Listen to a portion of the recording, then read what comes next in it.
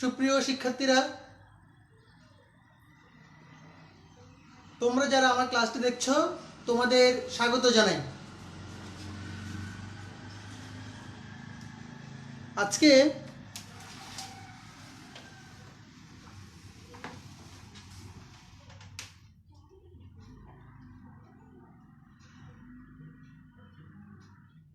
আমরা অষ্টম শ্রেণীর একটি গুরুত্বপূর্ণ বিষয়ে ক্লাস নিব, আর সেই টপিকটা হচ্ছে ট্রান্সফরমেশন। সো শিক্ষার্থীরা, তোমরা বাসায় আছো, আশা করছি তোমরা ভালো আছো। Let's enjoy the class. Transformation টপিকে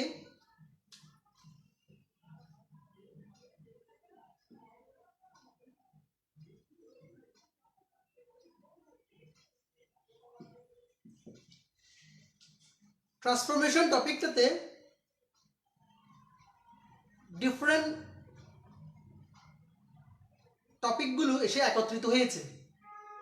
এখানে ট্রান্সফরমেশন বেশ ব্যাপক চ্যাপ্টার, যেটি হয়তো তোমরা নবম দশম শ্রেণীতে যখন যাবে তখন এই বিষয়টি নিয়ে আরও বিস্তারিত জানতে পারবে। তো আমরা ক্লাস 8-এ জেএসসিতে যে টপিকটা অর্থাৎ ট্রান্সফরমেশনের যেই বিষয়গুলো আমরা ডিসকাস করব সেই টপিকগুলো সম্পর্কে বলি। ট্রান্সফরমেশনের মধ্যে আমরা voice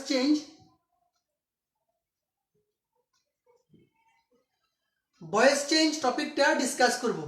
voice change means active voice to passive, passive to active.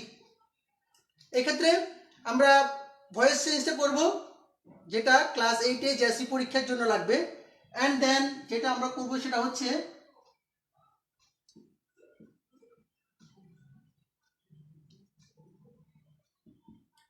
Affirmative two negative, affirmative to negative and negative to interrogative।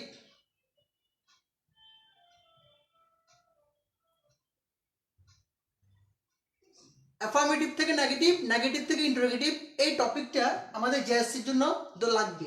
আর কি লাগবে সেটা আমরা দেখে নিই। ট্রান্সফরমেশনের মধ্যে যেটা এরপর লাগবে সেটা হচ্ছে সেন্টেন্স চেঞ্জ। সেন্টেন্স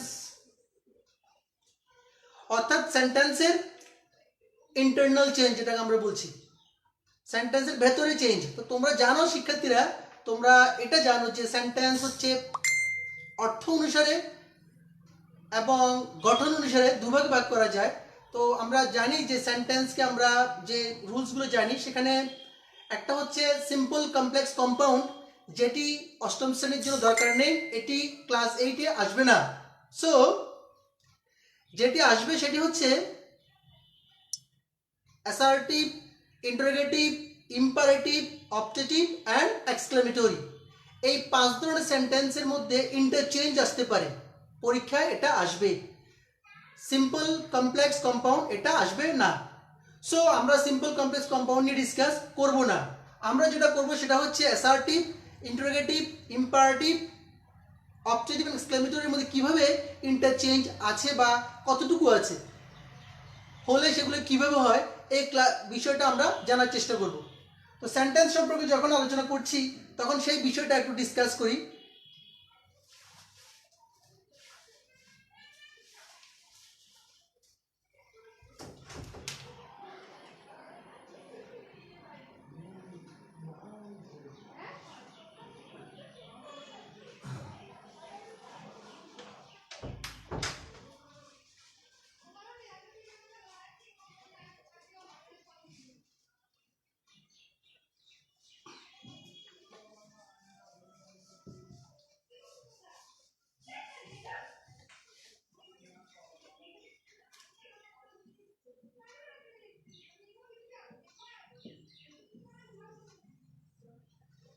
শিক্ষার্থীরা, dear student, you see sentence অর্থাৎ সেন্টেন্সের ভেতরে যে চেঞ্জটা হবে সেটা কিভাবে হবে সেই বিষয়টা একটু ক্লিয়ার করার জন্য জানছি আমরা।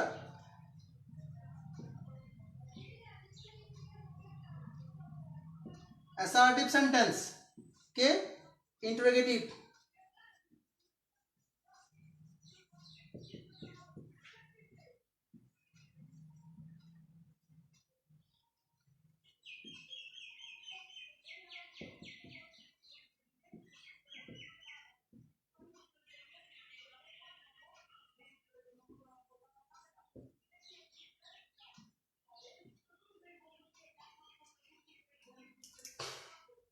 Deer student, you see here, পরীক্ষায় যদি কখনো সেন্টেন্সের ভেতরে যে চেঞ্জটা হবে সেটা কিরকম হবে বা কি হতে পারে সেই বিষয়টা জানার চেষ্টা করি। পরীক্ষায় একটা সেন্টেন্স দেওয়া আছে এবং তার পেছনে উইদিন ব্র্যাকেট ইউ সি, দেখছো তোমরা ইন্টারোগেটিভ লেখা আছে, অর্থাৎ সেন্টেন্সটাকে ইন্টারোগেটিভ করতে হবে। তাহলে সেটা তোমাকে অবশ্যই ধরে নিতে হবে সেই সেন্টেন্সটা আছে অ্যাসার্টিভে। যদি if you find any question like that, within ব্র্যাকেটে লেখা আছে ইম্পারেটিভ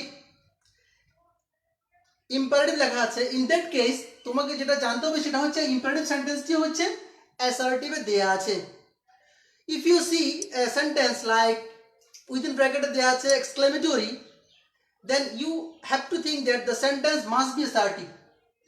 অর্থাৎ আমরা যদি কোনো ব্র্যাকেটের ভেতরে দেখি যে একটা সেন্টেন্সকে পরিবর্তন করতে বলেছে, ইন্টারোগেটিভ করতে বলেছে, ইম্পারেটিভ করতে বলেছে অথবা এক্সক্লেমেটরি করতে বলেছে, তাহলে আমাদেরকে অবশ্যই সেটা ধরে নিতে হবে সেটা অ্যাসার্টিভে দেয়া আছে।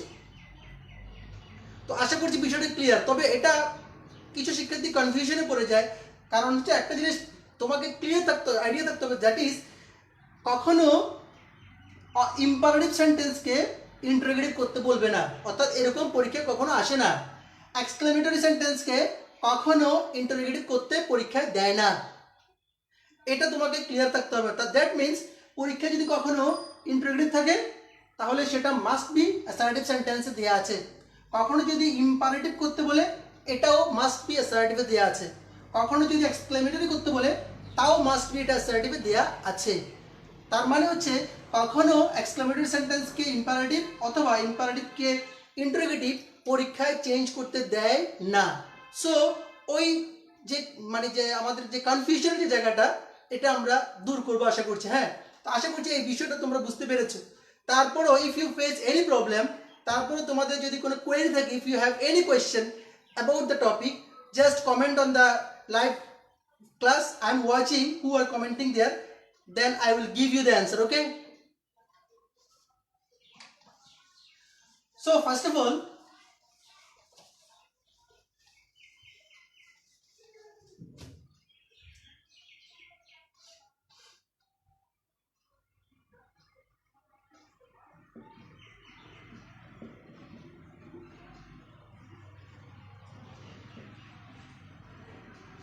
we will discuss about affirmative to negative.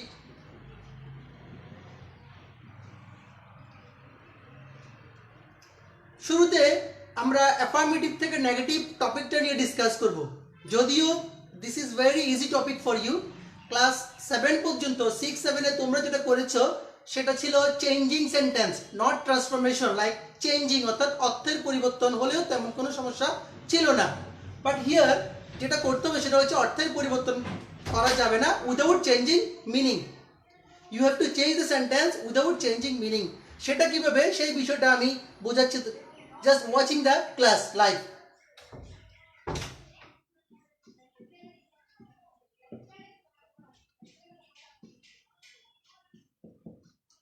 Suppose you see a question like that,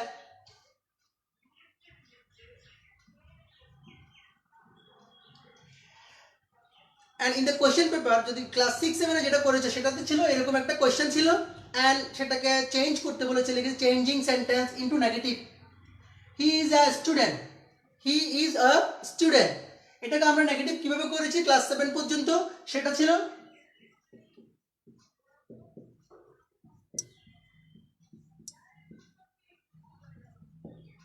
অনেকটা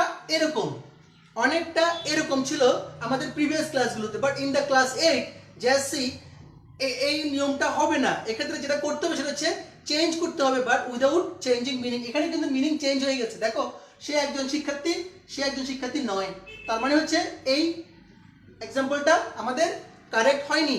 তো আমাকে এমনভাবে করতে হবে যাতে অর্থটা পরিবর্তন না হয়। That means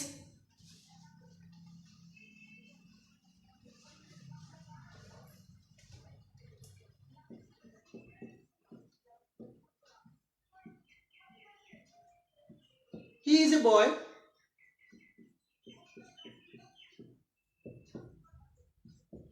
he is not a boy,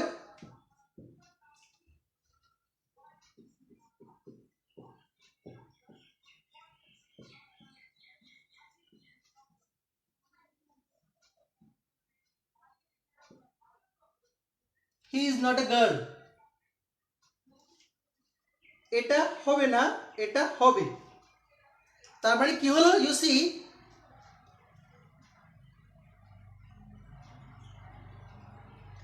any time you see he is a boy, এটাকে যদি নেগেটিভ করতে বলে হি ইজ নট এ বয়, এটাও কিন্তু গ্রামাটিক্যালি কারেক্ট আছে, বাট ইন ট্রান্সফরমেশন যখন ক্লাস 8 এ পড়ছি তখন আমাকে এটা অ্যাপ্লাই করা যাবে না।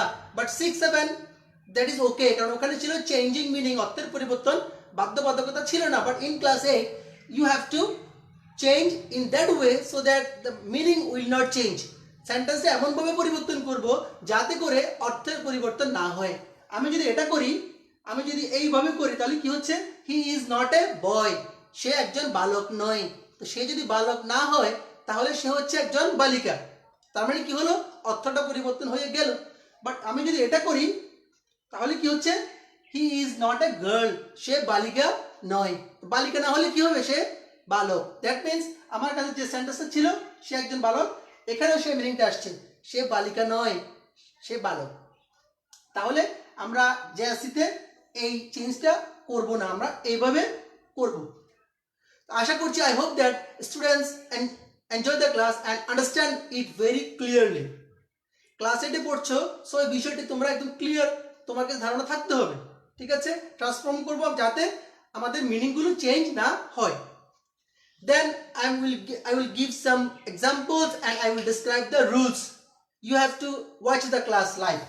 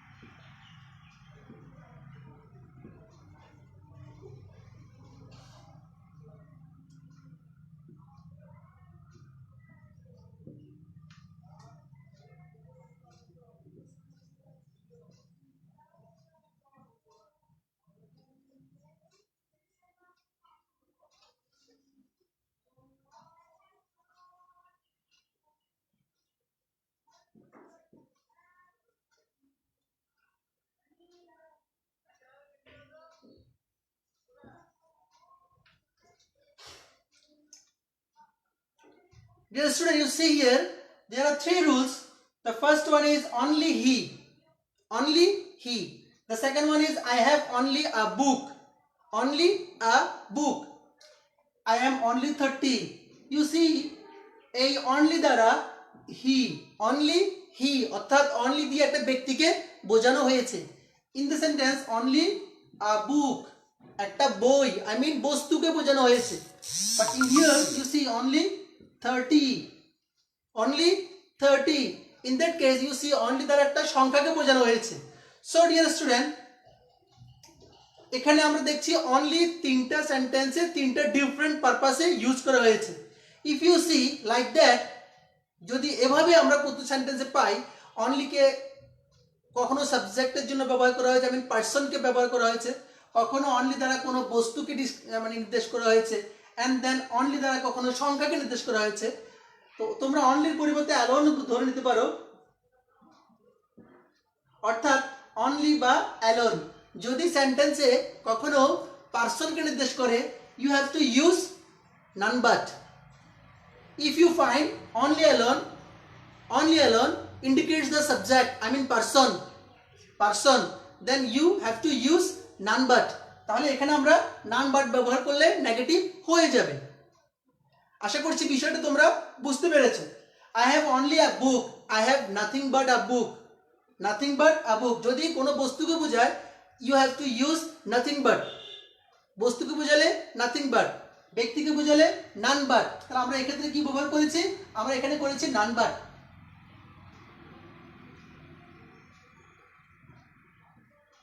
আমরা এখানে অনলির জন্য কি ব্যবহার করব, সেটা হচ্ছে নাথিং বাট।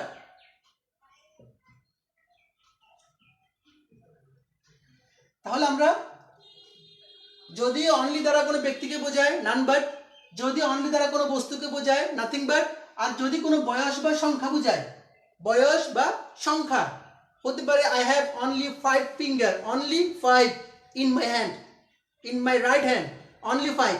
তো অনলি দ্বারা 5 কে বোঝানো হয়েছে, অর্থাৎ একটা সংখ্যাকে বোঝানো হয়েছে।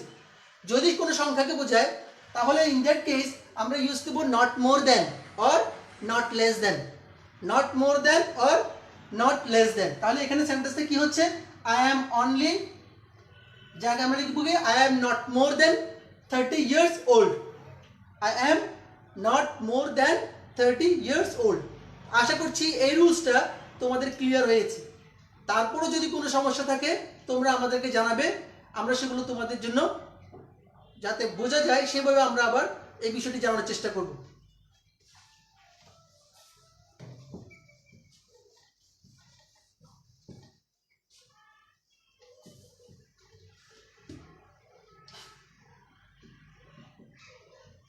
You must go there.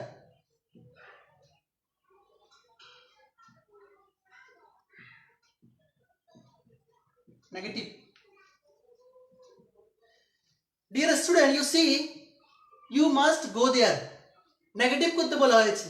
If you think that negative করতে বলা হয়েছে, if you find these types of sentence in your question paper, I mean your pre-test exam or your JSC final exam, যদি কখনো আমরা দেখি পরীক্ষায় এভাবে একটা সেন্টেন্স আছে এবং বলা হয়েছে নেগেটিভ করতে, in that case you have to change this word. এই ওয়ার্ডটাকে যদি চেঞ্জ করা যায় তাহলে এটা নেগেটিভ হয়ে যাবে। কিভাবে হবে, লেটস ওয়াচ।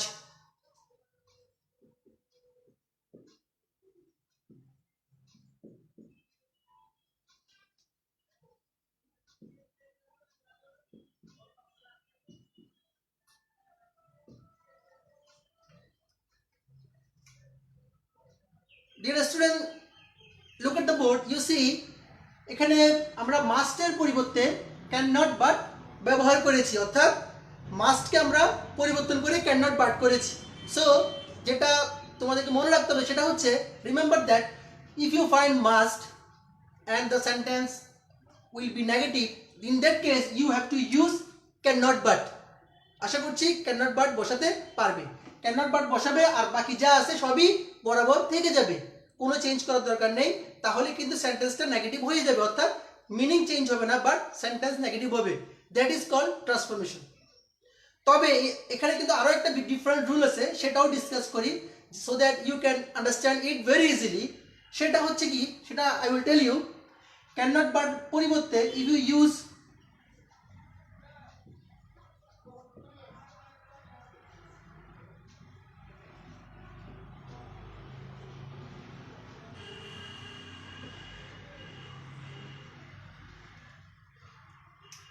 তুমি চাইলে you can use cannot help. If you want to use these rules, you can use, চাইলে এটাও ব্যবহার করতে পারো। cannot but ব্যবহার না করে cannot help ব্যবহার করতে পারো। if you use cannot help, তাহলে যেটা করতে হবে সেটা হচ্ছে এই যে শব্দটা আছে অর্থাৎ যে ভার্বটা আছে এই ভার্বটাকে চেঞ্জ করতে হবে, ভার্বটাকে আইএনজি যুক্ত করতে হবে, অর্থাৎ সেটার সাথে সেটাকে জিরান ফর্ম করতে হবে, সেটার সাথে প্রেজেন্ট পার্টিসিপল বলো বা জিরান বলো যাই বলো, অর্থাৎ ভার্বকে আইএনজি রূপে চেঞ্জ করতে হবে। ক্যানট হেল্প দিলে, যদি ক্যানট বাট দিই তাহলে ভার্বের কোনো পরিবর্তন করতে হচ্ছে না, কিন্তু ক্যানট হেল্প দিলে ভার্বকে আইএনজি যুক্ত করতে হবে। ঠিক আছে, তো আশা করছি বিষয়টা তোমরা বুঝতে পেরেছো। যদি কোনো প্রবলেম ফেস করো, just comment on the live video streaming I am watching, then I will give you the answer. ওকে,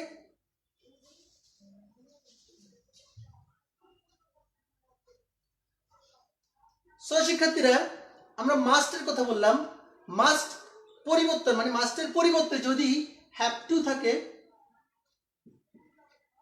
বা হ্যাজ টু থাকে, you have to go there, অথবা ইউর পরিবর্তে হি যদি হয়, he has to, you have to, he has to, তাহলেও কিন্তু can not but বা can not help দিয়ে আমরা করতে পারবো। অর্থাৎ মাস্ট ছাড়া মানে মাস্টের সাথে যদি মাস্ট, ক্যান নট বাট বা can not, must, have to, has two, must, have to, has two, এই তিনটে শব্দ মনে রাখবে। এই তিনটার যে কোনো একটা থাকলেই কিন্তু আমরা ক্যান নট বাট বা ক্যান নট হেল্প দিয়ে চেঞ্জ করতে পারবো। তো I hope that you understand the rules.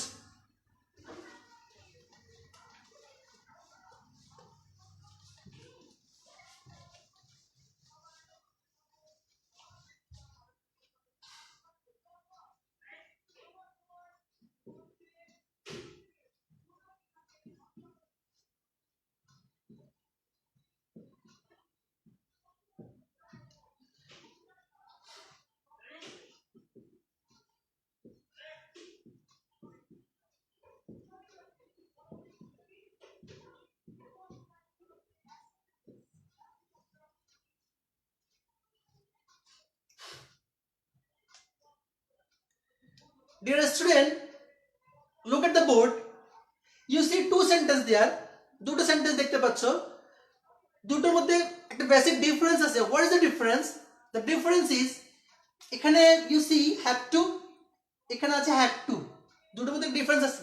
একটাতে আছে have, I mean present form, another one is past form had. যদি if you find have to or has to, যদি have to has to থাকে এটা present form. যদি present form থাকে then you use can not but or can not help, যেটা আমি discuss করেছি previous. যদি হ্যাড টু থাকে তাহলে এটা কিন্তু প্রেজেন্ট ফর্মে নাই, এটা আছে পাস্ট ফর্মে। পাস্ট ফর্ম যদি হয় তাহলে আমাদের কিন্তু আমি যখন চেঞ্জ করব, ট্রান্সফর্ম করব, তখন সেক্ষেত্রে কিন্তু কিছু গ্রামাটিক্যাল চেঞ্জ আছে, যা আমি তোমাদেরকে দেখাচ্ছি। Look at the board, you see you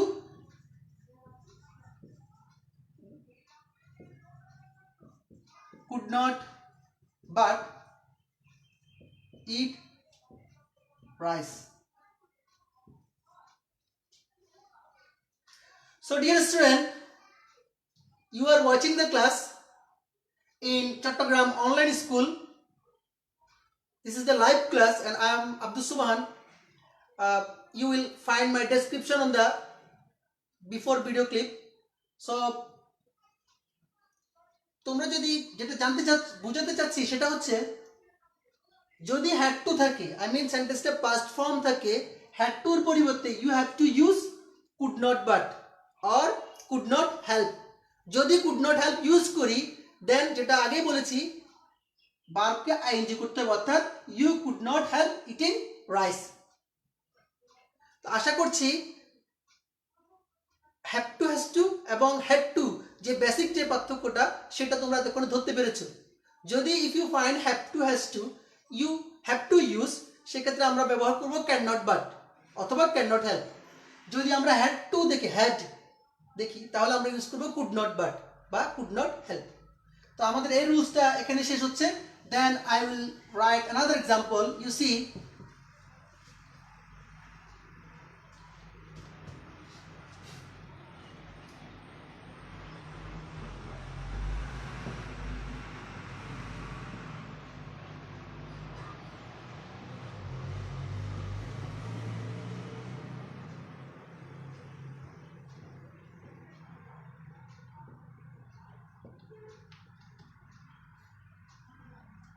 he is both player and dancer. both player and dancer. You see এখানে একটা কোরিলেটিভ কনজাংশন আছে, দেখতে পাচ্ছ both and, both and, এবং এই সেন্টেন্সটাকে যদি নেগেটিভ করতে বলা হয়, যদি কখনো নেগেটিভ করতে বলা হয় তাহলে সেটা কি হতে পারে? এখানে চাইলে তোমরা a ইউজ করতে পারো, he is both a player and a dancer, but a is not necessary in that case, so I am not using a. ওকে, যদি both and থাকে তাহলে এটাকে একদম easily very easily you can change. So how can you change this? I will write here and you see very clearly. He is not only player but also dancer. তাহলে এক্ষেত্রে আমরা কি ব্যবহার করেছি? নট অনলি বাট অলসো ব্যবহার করেছি, অর্থাৎ both এর পরিবর্তে নট অনলি, অ্যান্ড এর পরিবর্তে বাট অলসো। যদি if you find this types of sentence the question paper, যদি হাফ ইয়ারলি এক্সামে অর ইন দ্য ফাইনাল এক্সামে ট্রান্সফরমেশনের মধ্যে যদি দেখো এই ধরনের সেন্টেন্স, তাহলে তোমাকে যেটা করতে হবে সেটা হচ্ছে বোথের পরিবর্তে অ্যান্ড দিবি, নট অনলি, এবং অ্যান্ড এর পরিবর্তে বাট অলসো। আর বাকি যা শব্দ আছে সব বরাবর বসে যাবে, কোনো চেঞ্জ হচ্ছে না, শুধু এই দুটো শব্দকে আমরা পরিবর্তন করে দিলে কিন্তু এটা নেগেটিভ হয়ে যাচ্ছে।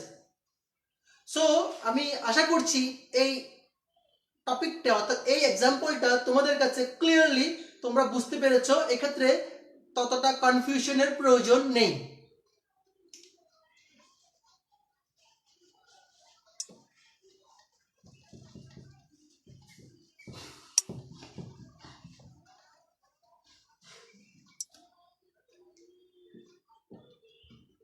As soon as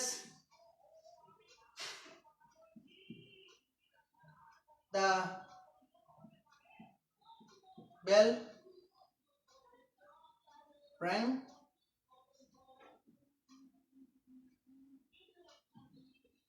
our class started.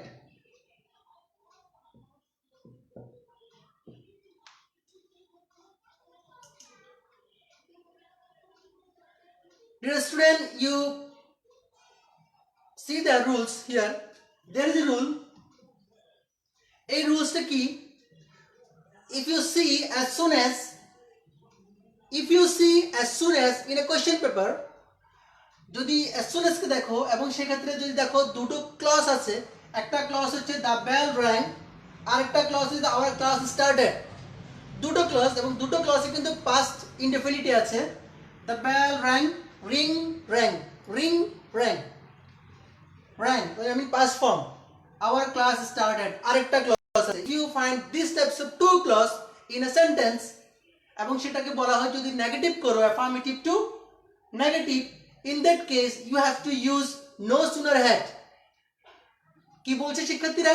you have to use no sooner had, no sooner had the bell, এর পরে কিন্তু একটা চেঞ্জ আছে। can you guess what's the changes? I think yes, you have found this. the চেঞ্জটা হচ্ছে এখানে যে ভার্বটা আছে rang, ভার্বটা আছে rang, আমি আগেই বলছিলাম rangটা হচ্ছে past indefinite ফর্মে আছে, past indefinite।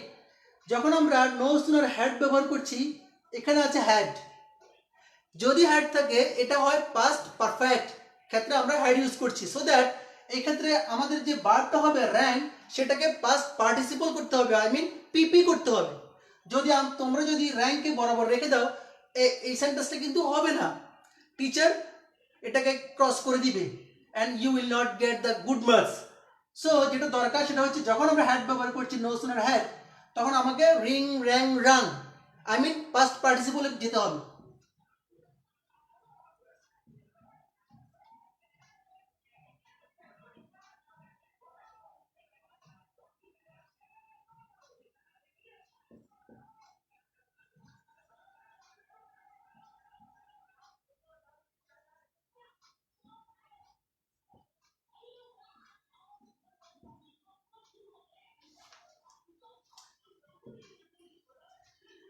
Dear student, you see here,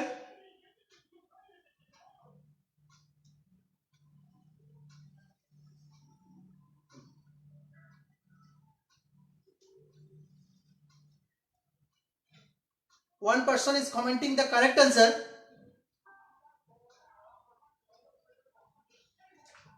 Thanks for commenting correct answer.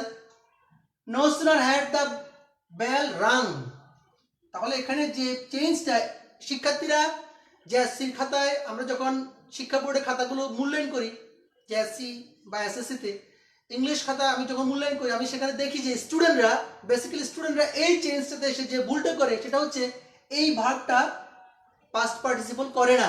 Most of the student কিন্তু এটাই করে, ভুলটা করে। সে হয়তো বাসায় গিয়ে বলছে আমি শুদ্ধ করে দিয়ে আসছি, নো সুনার হ্যাড ব্যবহার করেছি, বাট যে মেজর ভুলটা করেছে সে রিং র্যাং রাং অর্থাৎ ভার্বটাকে পাস্ট পার্টিসিপল না করেই যেভাবে আছে র্যাং লিখে চলে গেছে এবং বাসায় গিয়ে সে তো খুব হ্যাপি যে আমি খুব ফুল মার্কস পাবো, আমার ট্রান্সফরমেশনে I will get 515 in jersey, দেখা যায় তার একটা মার্কস কেটে গেল সামান্য ভুলটার জন্য। যখন আমরা খাতা চেক করি তখন এই জিনিসটা আমাদের ধরা পড়ে, চোখে পড়ে, এবং আমরা কিন্তু সেখানে ক্রস করে দিই। তার মানে এটাকে পিপি করতে হবে। এটা কিন্তু একদম মানে তোমাকে শিক্ষার্থী হিসেবে অষ্টম শ্রেণীর এটা জানতে হবে এবং এটা ক্লিয়ার থাকতে হবে যে আমি যখন নো সুনার হ্যাড ইউজ করছি, while you are using no sooner had, you have to change the verb in past participle form. এরপরে আরেকটা যে চেঞ্জেস সেটা হচ্ছে দেন। এই দেনটা তোমরা কোথায় বসাবে? এই দেনটা তোমরা বসাবে যেখানে কমা আছে, অর্থাৎ দুটো ক্লসের মাঝখানে, এখানে একটা ক্লস, এখানে একটা ক্লস। ক্লস বুঝছি কিভাবে? এখানে একটা কমা আছে এবং এদিকে সাবজেক্ট ভার্ব, এদিকেও সাবজেক্ট ভার্ব আছে।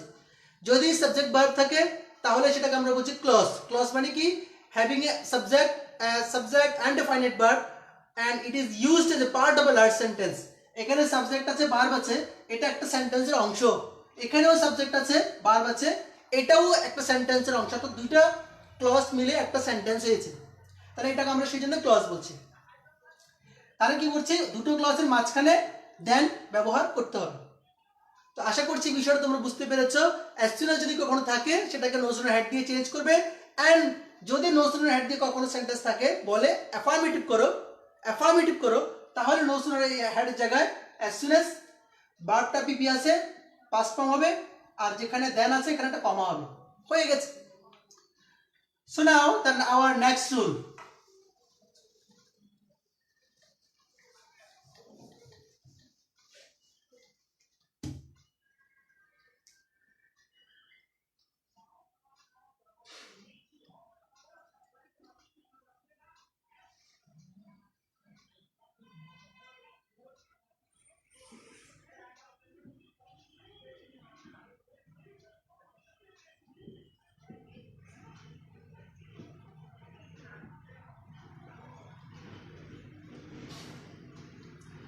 I have many friends.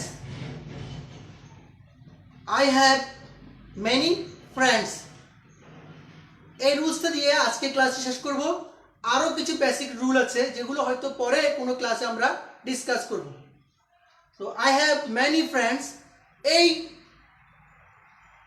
যদি সেন্টেন্স এই টাইপস থাকে, if you find this types of sentence in your question paper, এবং ইফ ইউ সি মেনি, যদি দেখো সেখানে ম্যানি আছে এবং সেটাকে নেগেটিভ করতে বলেছে, সো যেটা ব্যবহার করতে হবে সেটা কি তোমরা জানো? আশা করছি জানো। যদি না জেনে থাকো তাহলে দেখো আমরা এখন সেটি দেখিয়ে দিচ্ছি।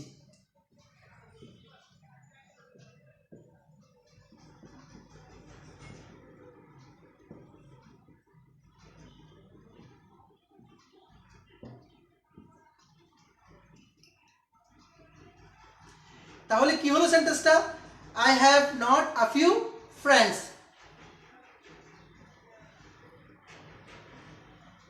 Yes, Mr. Jamal, you are giving the correct answer. Thanks for watching the class live. If you find many, যদি কখনো many দেখো পরীক্ষার কোয়েশ্চেনে many আছে, in that case you have to use not a few, not a few. যদি many দেখি আমরা not a few ব্যবহার করব। many না হয়ে যদি শব্দটা হতো much, তাহলে কি হতো? many না হয়ে যদি much হতো তাহলে কি নট এ ফিউ হতো? আশা করছি না। তখন সেক্ষেত্রে হতো not a little, not a little. যদি ম্যানি না হয়ে শব্দটা হতো মাছ, তখন কিন্তু ফ্রেন্ড হতো না, কারণ হচ্ছে ম্যানিটা হয় সাধারণত যে নাউনগুলো গোনা যায় সেগুলোর ক্ষেত্রে, আর মাছ হয় যেগুলো গোনা যায় না, আমি আনকাউন্টেবল, মাছ সুগার, মাছ ওয়াটার, সেক্ষেত্রে হইতে পারে।